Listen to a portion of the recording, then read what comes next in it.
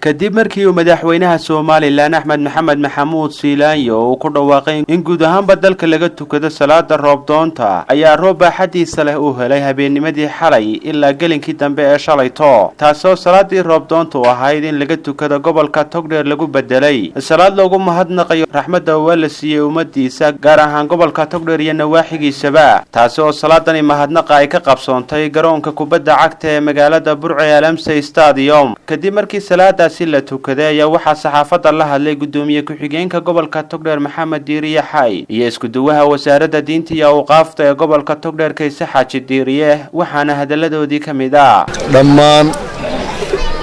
dadweynaha reer Burco ee ka soo qayb galay salaatu shukriga loo tukanayo roobkii daay aynu ku shukrinaqayno ilaahayna ku baryayno in ilaahay inoo siyaadiyo roobka ayadoo maanta loo balansanaa in roob doon ilaahay ka barino xalay markii roobku helay qaybo ka mid ah gobolka Togdheer ee ay soo roobku ku dhacay waxa waajib noqotay markaana inaynu salaatu shukri tukano waxa imika dadweynaha ka jooga ay diyaar u yihiin salaatu shukrigii la tukanayay waxaan leenahay ilaahay aan ugu mahadnaqno roobka daay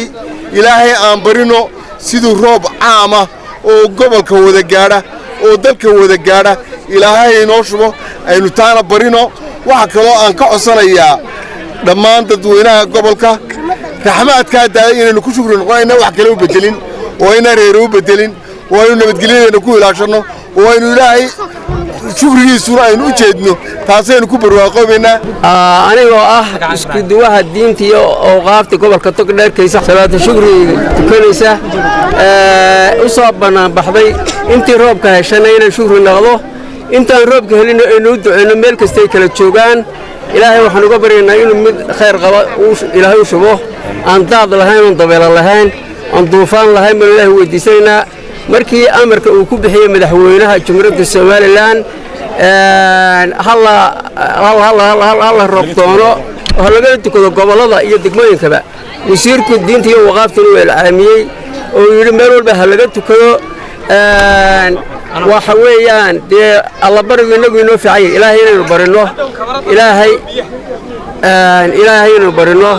marka waxaan leeyahay sharaf iyo ciise iyo kamaal baynu ilaahay ka sugaynaa iyo roob iyo raxmad waxaan farayaa jaaniskan oo ka faa'iideysanaya masaajidada iyo shakhsi iyo qof walba inuu halkiisa ka roob doono Maxamed Saciid Gaxnug telefishinka caalamiga ee Star magaalada Burco.